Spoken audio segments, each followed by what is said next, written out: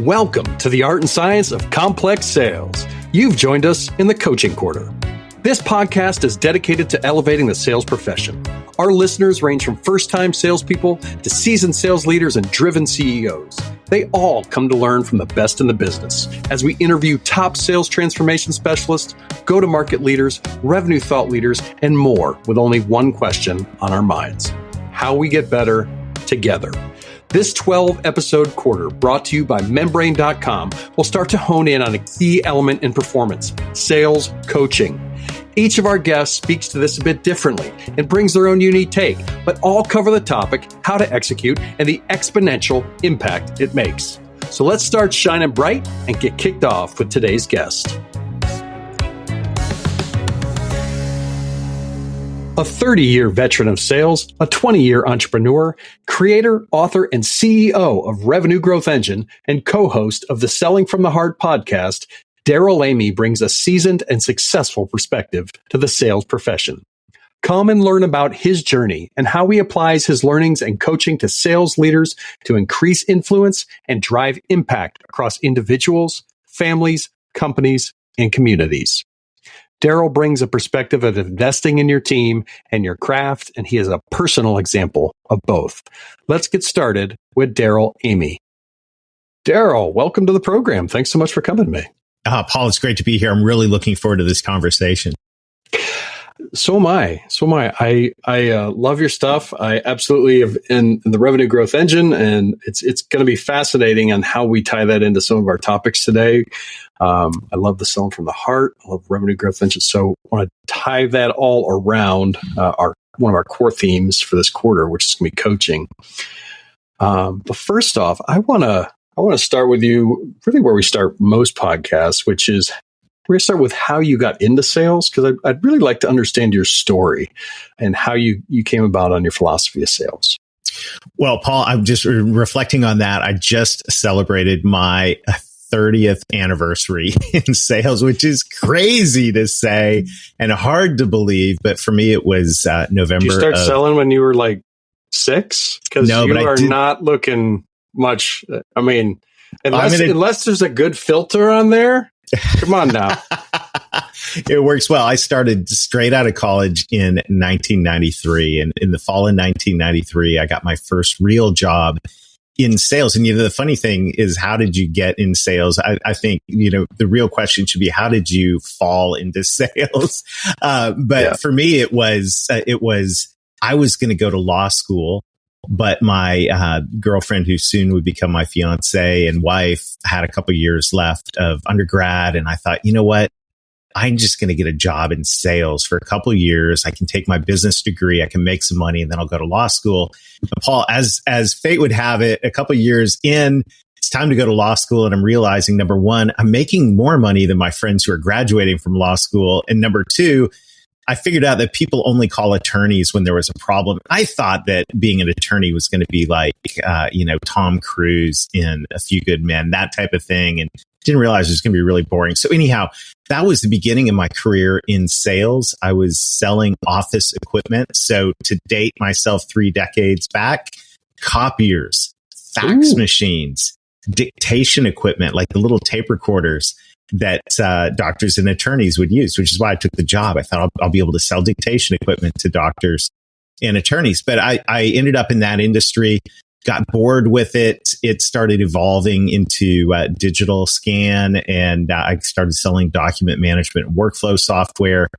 And so that just kind of, the career kind of began progressing from there. But yes, it was 3 decades ago, which is so hard to believe, but that is a true story. Well, congratulations on 3 decades. I have to say, it is one of the top professions in the world. I'm glad you stuck in it, because and funny, my parents ran an Alpha Graphics print shops of the future back in the way. So I was I sold printing, but some of those copier machines that you were selling made their way into our Alpha Graphics. in a big way. So, well, I remember going to the interview in the field ride, and I remember the first day when I started, they handed me the price book, and I looked, and I was like, people paid this much for these things? Of course, being 21 years old at the time, I was like, this is fantastic. And so it worked out. I was a sales rep, sales manager. I got to run a branch in my mid-20s with P&L responsibility, which was incredible. Then got recruited to be a regional manager for Japanese technology company Toshiba. And that was the big pivot in moment for me in my career, because at that point, instead of selling to, I began selling through sales teams. And so I had a network of dealers, we called them back then. And so I discovered really quickly that if I was going to hit my quota and, excel and make the money I wanted to make, I had to get really good very quickly at two things. One, which was coaching business owners on how to develop strategic plans and sales growth plans and things like that.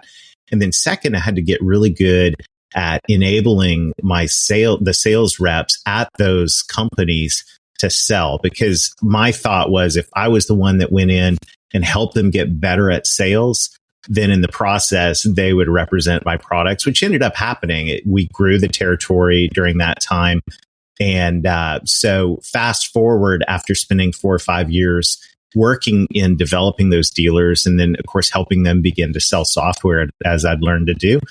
2 decades ago in January, so this is coming out in Q1. 2 decades ago, I hung out my own shingle with a sales training company, teaching hardware people how to sell software. And so I've been on this journey for the last 2 decades of working in sales development, training sales reps, training solution specialists. I had the opportunity to develop training for some Fortune 100 companies along the way. And so it's been, and of course, most recently, working alongside Larry Levine at Selling from the Heart, bringing training in trust building skills into sales. And so the last 2 decades, I've had my sleeves rolled up, really working on saying, what does it take to develop salespeople and sales leaders so that we can maximize performance and fulfillment in the profession that we all love. So it's been a journey, and in the last 2 decades have been a lot of fun. We're gonna put a pin in two words that you said, and we're gonna come back to them: performance and fulfillment. Right. Mm-hmm. So I'm writing them down. We're coming back to them because that's the second one. Essentially, is something that I think it gets overlooked way too much. Yes, it does. But the first thing I want to talk about is, so over this 30 year, 3 decade, I was about to say 30 decade, which not quite. We're not quite Moses yet. Maybe, but yeah, not you. 3 decade career. What is your conceptual, what now is your true conceptual definition of what sales is? Yeah, I mean, I've always bought into the definition that sales is a transfer of belief. And that one's worked really well for me, but we've got to talk about what we believe in, I think. And to me, and my whole career has been in business to business selling. And I assume that most of this for our B2C friends, translates as well. But when we talk about belief, I think, what we're talking about is not just belief in my products and services and company. And I hope you believe in the company that you represent, but it's also belief in the ability of your products and services to deliver the outcomes that your clients want. And that brings up, something that I'm really passionate about is, I think, one of the biggest deficits in selling right now. We have a lot of training around product, our product. You should know your product. You should know your company. But what do we know our clients' company? Do we know our clients' industry, their business? I'll tell a story. I was working on a sales development, a sales training program for a large Fortune 100 company. And it was all on solution selling. It was an incredible project. It was a lot of fun. And in that project, one of the modules of that project is something I developed along the way, which I called it an MBA in a box. And so in less than 30 minutes, I taught salespeople how to read financial statements and how to apply what they sell to how it affects those financial statements. Now, the funny thing was when we were rolling out the pilot of this training, every single leader in that company said, Daryl, our salespeople already know how to do that. This is way basic. We need to move beyond this. And, this is not going to be well received. I said, can you just trust me? Trust me. Let me put this in the pilot. It's just 30 minutes of a 3-day program, 30 minutes. We get done. We get the feedback back from sales teams, which in this pilot had ranged from some enterprise reps who were highly tenured, highly professional, all the way down to some channel partner reps that were, quite frankly, brand new in the business. And without fail, every single one of them, their top 3 things they appreciated about the course was someone showed them, someone taught them, coached them, walked them through what a P&L statement actually is, what a balance sheet actually is, and applied what we were selling to show how we could actually, affect the profitability of the company.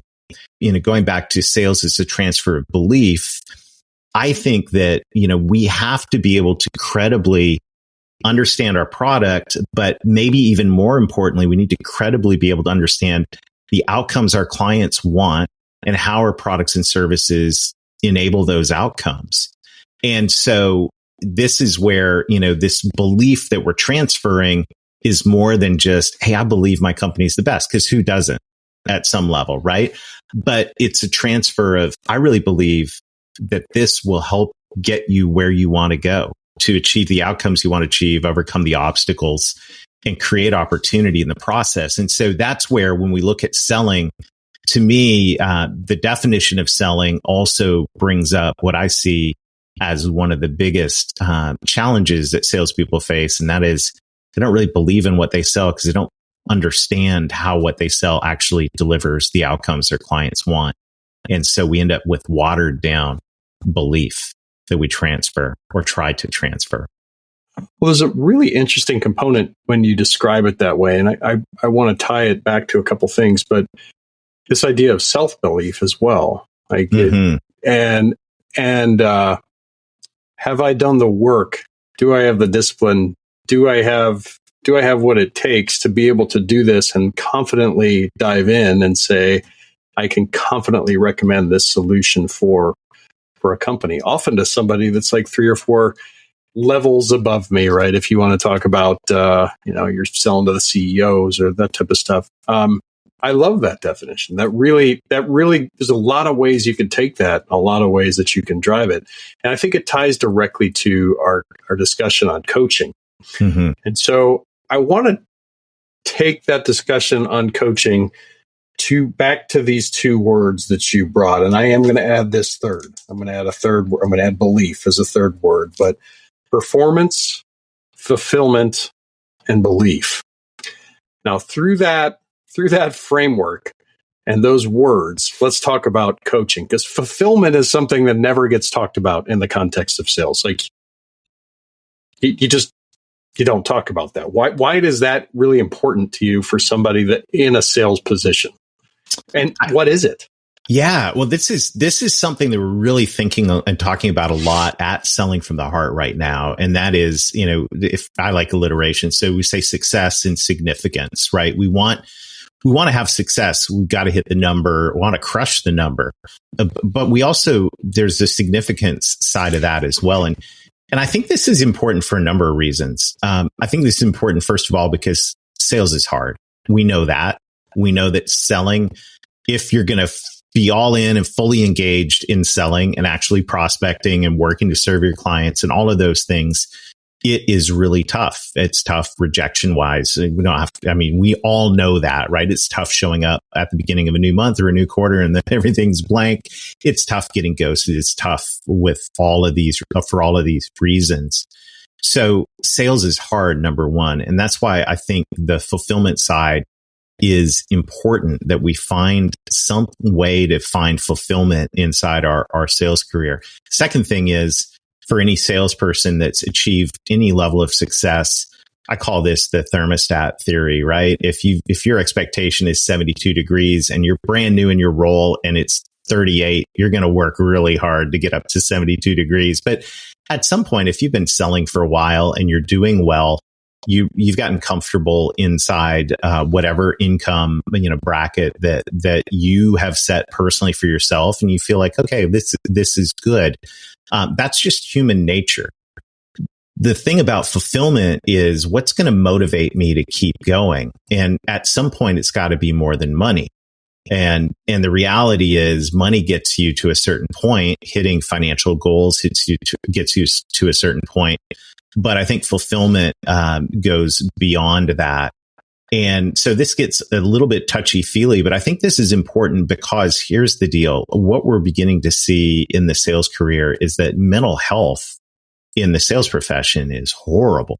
Like, it's really, really bad. And we've had conversations on this topic several times over the last couple of years at Selling from the Heart, which makes me think about, okay, well, why is mental health in the sales role so bad? And I have a few theories we could discuss about that, but I think one of the main reasons is if you make sales, your entire sales career all about money, at some point you hit a ceiling of being able to make anything more, or at some point you go, okay, well, money's great. I got the house, I got a boat, I got everything I want. At some point you wake up and you just are empty on all of this. And that's why I think you've got to look for fulfillment. And there are a number of different ways to do that on a level that applies to every single person listening in, is having a heart of service and making the world a better place. And, it doesn't matter what you sell. All of us make the world a better place, because when we go out and we engage in commerce and drive transactions, the first thing that happens is we create jobs. Salespeople don't do anything, there are no jobs. And so we can look at one level, all of us on this call today, we can say, hey, my efforts today put food on the table, Christmas presents under the tree for families. And I remember going one year, this was when I was an entrepreneur, I still am an entrepreneur, but we had a marketing services company that kind of bubbled out of what we were doing. And so we kept growing that. And, at some point we were doing really well in it. And he's kind of thinking about hitting the cruise control and all of that. And I ended up going, and we had a fulfillment partner that did most of our back end fulfillment. And when we started with that fulfillment partner, it was just a couple people. But 3 or 4 years in, after some good selling and business development, I went to the fulfillment partner's Christmas party.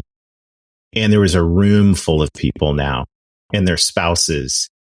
And I walked in that room and I got emotional because I realized that my sales efforts, and now the sales efforts of people on the team who were in sales, had made that possible, that those people had, a job because of what I did. So now we're talking about fulfillment. And that's, at one level, I think everyone should look in sales leadership and go, the people at this company, let's feel some fulfillment around that. Like, let's recognize that. And then whatever you sell, at some level, you can make some connection, I hope, with making the world a better place. If not, you maybe should go sell something else, because I don't think ultimately at some point money's going to fail you in terms of being a motivator. And I think that you need to look at trying to align your sales career with your personal goals, your values, your mission, all of that. Is that always possible?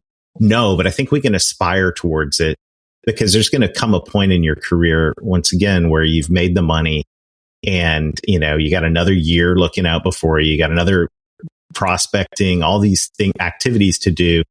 And it's going to take more than the commission check to motivate you. And quite frankly, I think this is why a lot of people hit slumps, is they just, at some point you don't have a purpose and then you stop you just stop putting the effort in, you start phoning it in. And we all know what happens when you phone it in with selling. You can do well for a little while, but it's going to drop. And then you're in the ditch. So don't get in the ditch. I say find some ways to draw a line between what you do and something that's fulfilling, that aligns with your purpose, that makes you remember when you're driving in the morning and when you got to make that one more call or do that one more thing at 5:30 at night, that you're moving towards a purpose and what you're doing is making a difference, not just for you and your family, but for the world. And so, yeah, it's a little touchy feely, but the mental health thing tells me that touchy feely is a thing in sales, and we got to start factoring that in. I don't think it's. I actually don't. I don't think there's such a thing as soft skills, right? We like to say soft skills yield hard dollars. That is that's a phrase we use at Selling from the Heart all the time. It's a great phrase, and so let's dive a little bit more. And so that is a fulfillment, aka significance, because we like the alliteration side of it. I can't tell you how many sales leaders I've had discussion with that are on the same exact page that they're saying salespeople. There's a myth that salespeople are coin operated. It's a myth. It can work for a year to 2 to maybe 3, right? But the really good ones, if they're really good, are going to hit that level, right, where they're very comfortable. And then the coin operation is for the bottom tier of people that are not developing their skills, and that's all they have to motivate them. So, tell me, and they generally jump, right? They either get real comfortable in one spot as a C player, or they'll jump from spot to spot to spot. So let's get practical on the fulfillment side and significant side. How does Darrell Amy take and coach to that? Like what are some of the critical elements that we need to really start to bring into the discussion when we're coaching top performers about how to help them actually achieve their goals and drive significance? Yeah. Well, I think we go back to Simon Sinek, start with why. And so one of the things that we we've been quoting start with why at Selling from the Heart from the beginning, because, the why, if you don't start with why, you're going to be in trouble. You're going to really struggle. And Simon Sinek made that a great point to start with why. And when we found our friends at the Why Institute who had developed a very simple and powerful way to discover your why, and we started deploying that inside our clients at Selling from the Heart, and salespeople started going, because if you ask someone, what's your purpose? That's like the most, I don't know, I'm going to go up in a mountain and find my purpose, and no one's got time for that. I do recommend it, by the way. You should go find your purpose. But when it comes to the practical, day-to-day stuff, I think it's really helpful for a manager to a leader to be able to go and run someone through something like the Why Institute, but we call it the Why operating system, YOS, and know somebody's why, what, and how, why they do what they do, how they do what they do, and what they're really good at. And my why, by the way, is a better way. I'm always looking for a better way to get things done. And so if somebody wants to win my heart as a sales leader, for example, they will say, Daryl, how is what you're doing making a better way for your customers? How is what you're doing? What could we adopt? How could we do things better here? What advice can you give back? Now I'm going to feel super fulfilled because I'm understanding that, for example, I believe at Selling from the Heart, we have created a better way to develop sales teams using our hybrid coaching methodology. I believe that we have created a better way to equip sales teams at Selling from the Heart by training reps around core skills and building trust throughout the sales process. And so that, like, now I show up to what I do. And of course, I sell for Selling from the Heart. I'm an entrepreneur and part of a team. Everyone sells. And so I can sell with passion because it's aligning with my purpose, which is to find a better way. And I do it by challenging the status quo and simplifying things. So I'm like a kid in the candy store because I've found a way to align my why, my purpose with what I do inside Selling from the Heart. And it motivates me to be able to sell. And so this has been an incredibly practical thing for leaders to go, okay, I need to know my own why. And when inside the Why Institute, there's 9 core whys. So it's not like an endless stream of things. It's defined. And I need to know what yours is as well. And so now we can have a practical conversation around, my friend Larry Levine, author of Selling from the Heart. His why is to contribute to a greater cause. Well, guess what? He does it every single day. And when he gets on a Zoom call to talk to a future client of Selling from the Heart, he's passionate because he's made that link between what he sells and his purpose. And so everybody, whatever your why is, I believe you can make a bridge between your why and the product and service you sell. And if not, there's plenty of places to go work, but you can do that. Well, let's move that forward. So a key part of coaching is understanding and finding that why. I love the why as to that tool. Let's go now to you. One of the things that you said was skills training. So attaching that to skills training and attaching that to that to me aligns highly with belief, right? That aligns more with belief to me than knowing my product, right? Yes. Because I need to know my product and then how to position it and understand what's going on in my company, in the company. So how do you drive then skills training to a point? And well, maybe it's not training, it's kind of skills growth. Because I think training is episodic. How do you drive this ongoing skills growth in a way that empowers that belief and truly drives it? I think the first is understanding the 4 areas of growth. And so I like to think of these on an XY axis, vertical and horizontal line. And, the traditional in sales training, we think of sales skills and product knowledge, right? Just, the practical, how do you sell? What do you do? What do you say? How do you handle objections and all of that? Super important.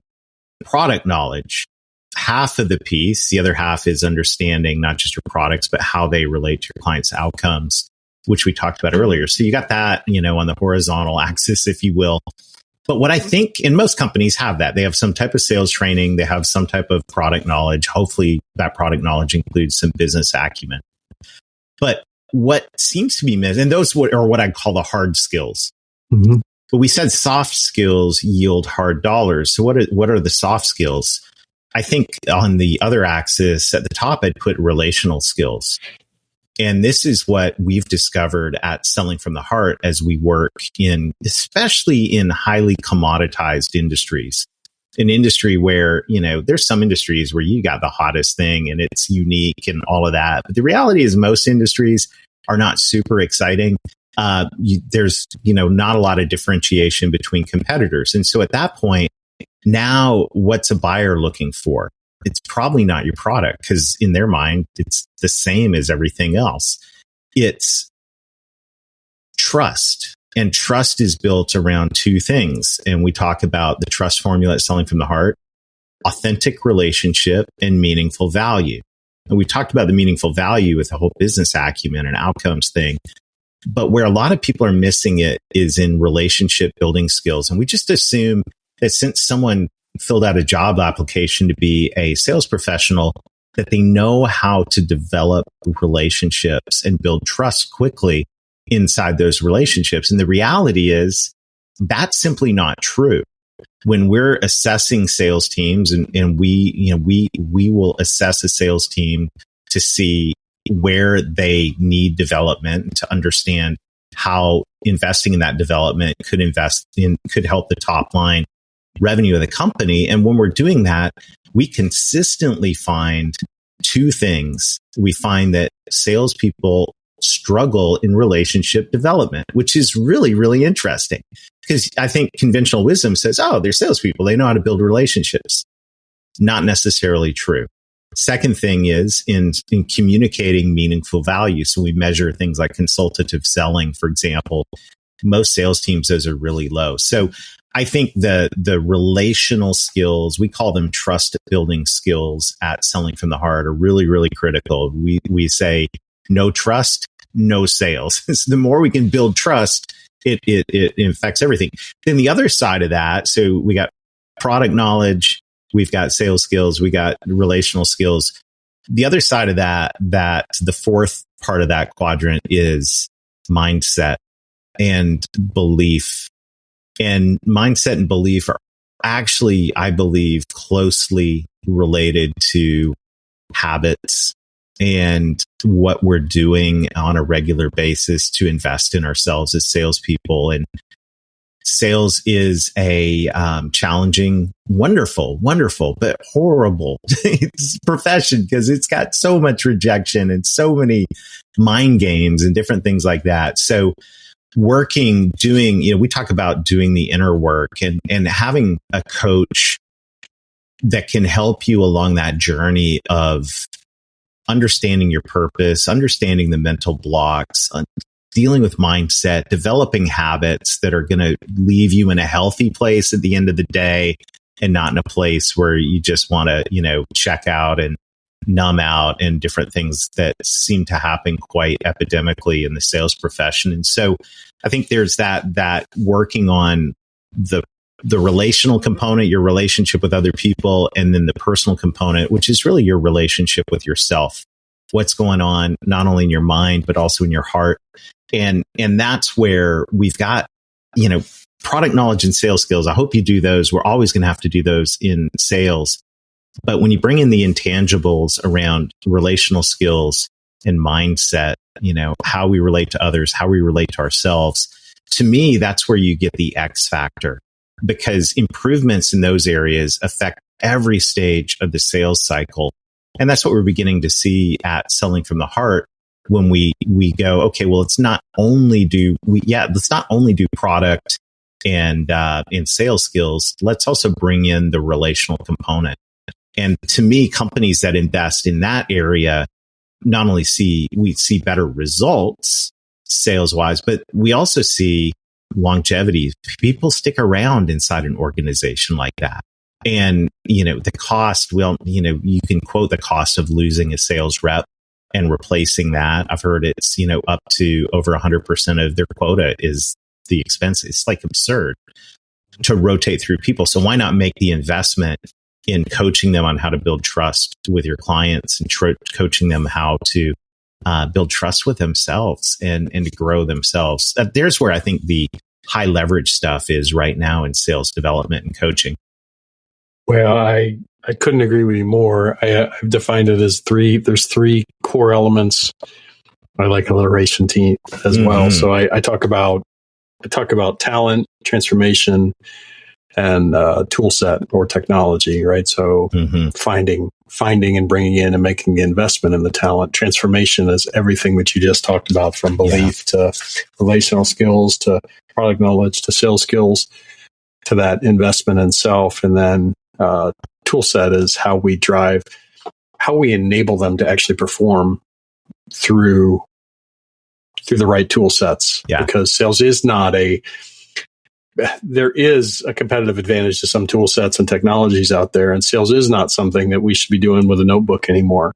I think that'll get into a little later in our conversation, but I want to circle back to one last thing with you on coaching, because we've gone two spots. We've gone to that significance, aka fulfillment. We've gone to belief, right? And we've gone at that pretty hard, and the different types of things that we need to do that inner work and to get the skills, performance.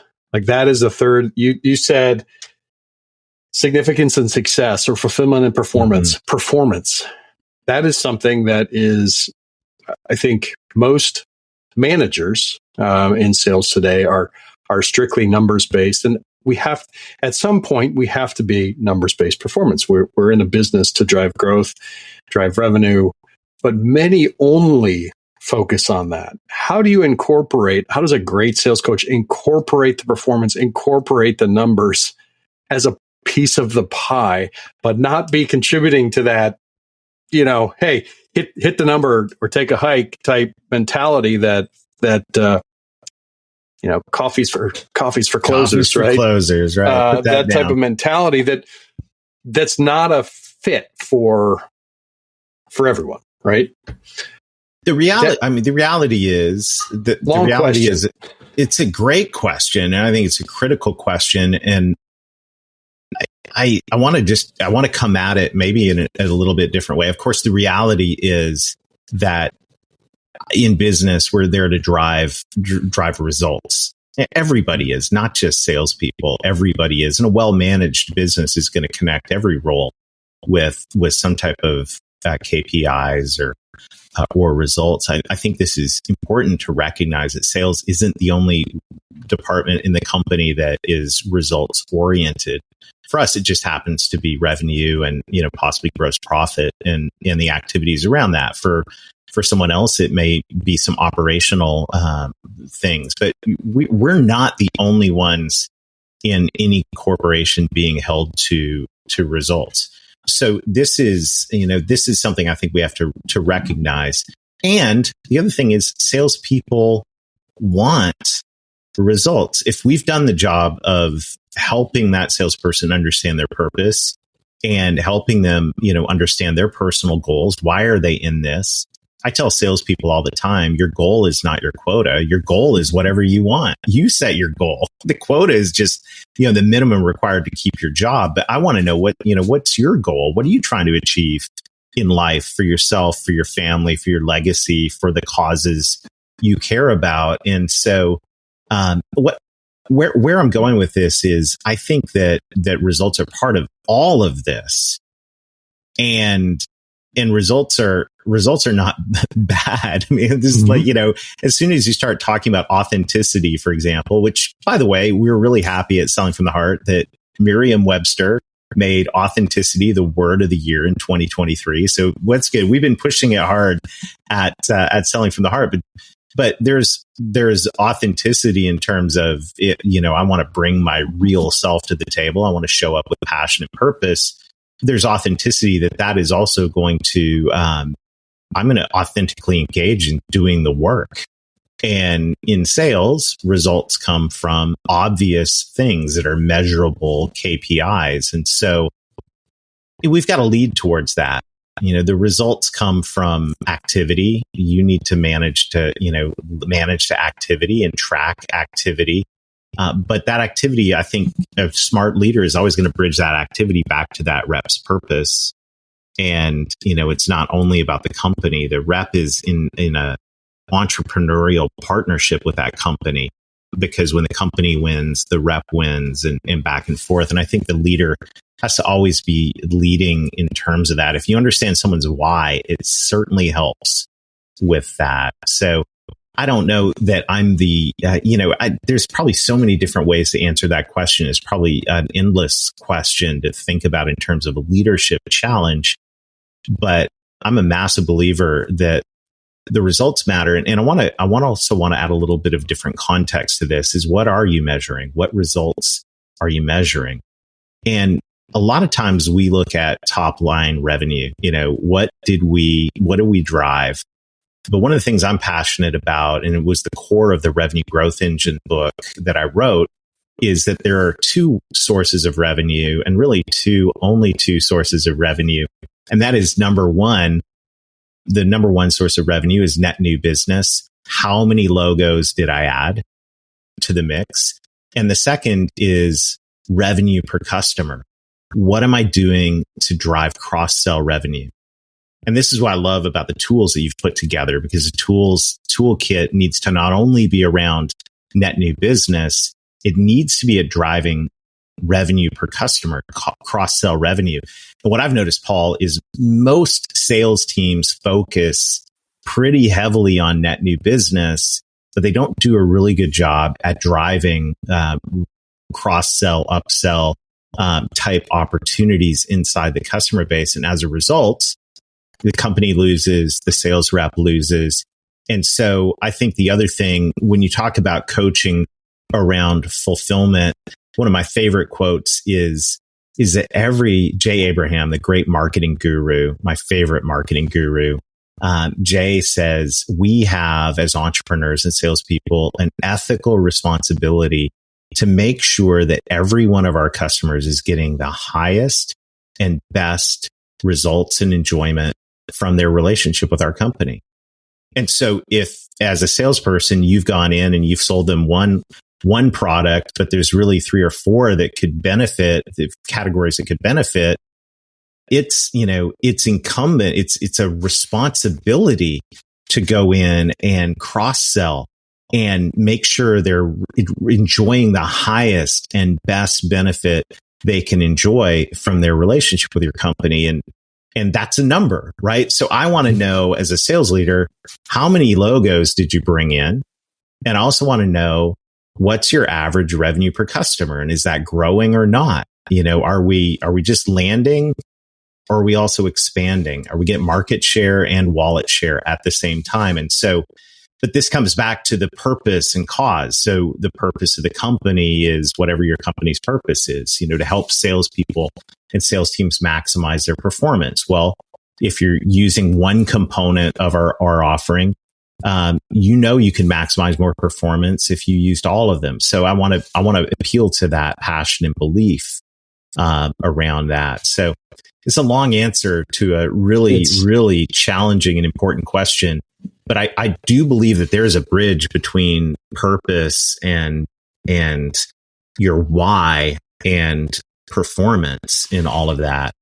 And you can have that conversation. And I think as adults, we can all be in the room and go, we are here to make money, but we're here to make a difference as well. And we can do both at the same time. Well, and I think one of the things that contributes to, I love the way you frame this, because I think one of the things that contributes to that burnout and that the sales side is when the dashboard is your only focus and the only discussion you have is more. And the only focus is logo. And you skip the why, you skip the fulfillment, you skip those things. And you learn more and more. And my career has evolved. I just hit my second decade. All right. Wow. Yeah, my second decade.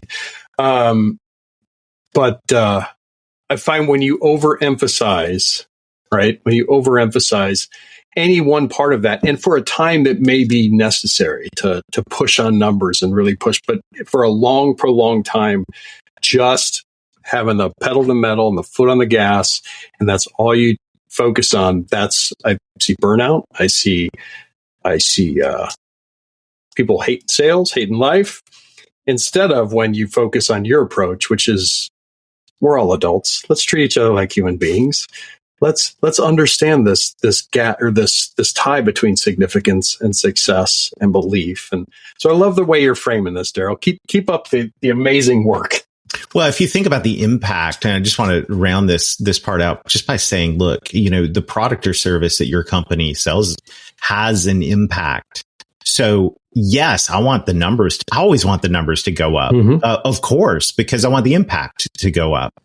So this is, I think, the job of the man. If you're a manager, you're just going to manage the numbers. If you're a leader, you're going to influence to impact.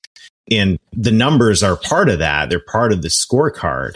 But, if you, for example, sell, software solutions that help salespeople be more productive in sales teams at companies that sell incredible things like life-saving medical equipment or something like that, you want their sales teams more productive, because the impact is going to be that they're going to grow, they're going to create jobs, they're going to save lives. And so somehow as leaders, we've got to always, and that maybe the takeaway is we need less sales managers and more sales leaders, because leaders are going to appeal not only to numbers, but they're going to appeal to impact. And those are the real results. And I think we can champion that. And I think we can drive performance. We want to win. I got to introduce you to, there's another podcast I'm doing in this coaching quarter that we're running. The gentleman's name is Chris McAllister. He talks about leading for validation versus leading for impact. He doesn't do it just in the sales context. He does it across, and he's got some amazing tools. So I'm going to have to introduce you there. It's also a shout out and a little Shout out for making sure that we're liking the podcast, following the podcast, subscribing to the podcast to make sure that we get not just Daryl, but everybody else that comes on here. With that being said, we've hit our time. I can't thank you enough for bringing yourself, bringing enthusiasm, bringing your life's work to us and really sharing it freely. Any last thoughts you want to share with the audience before we sign out? I just want to encourage you as you look into this new year to really understand your purpose personally, and then in work, if you're leading a sales team or coaching people, understand their purpose, and let's bring some significance to the sales profession. And we can do this. And when we do, it's going to feel better. It's going to be better, and we're going to get better results. So let's do this. You really can. And so I love this conversation, Paul. Thank you so much for engaging me in this today. Absolutely. And how do people find you? You can find me if you text the word revenue to 21,000. That's revenue to 21,000. You'll get in touch with me. You'll also get a bunch of resources from Revenue Growth Engine to help you scale faster. And of course, LinkedIn is my home, along with, I'm sure, everyone listening in. And the good news is there's not that many people on LinkedIn named Darrell Amy. You're going to find me really quickly. All right. Well, everybody, I highly recommend reaching out to Daryl, learning about his work at Revenue Growth Engine and Selling from the Heart, and getting in touch. With that, I'm going to sign off for the episode, say thank you for listening, keep shining bright, and have an amazing day. Thank you so much for joining us today on the Art and Science of Complex Sales. Please take a moment, like, subscribe, share this podcast on all your favorite platforms, and let's get the word out. This podcast is proud to be brought to you by Membrane.com. We are the world's top B2B sales platform. And in the world of B2B sales, with everything from prospecting to business acquisition to managing complex growth, Membrane has the right size technology for your sales team. Our latest innovation, the Coaching Cockpit, empowers your leaders, managers, and team with the information and tools they need to take their skills to the next level and to take advantage of the exponential power of effective sales coaching. With our technology and the top team of sales partners around the world, Membrane is helping to achieve our driving vision. This is, quite simply, elevating the sales profession. To learn more, find us at www.membrane.com. That is membrain.com, or contact us via email at sales@membrane.com. Keep shining bright and have a wonderful day.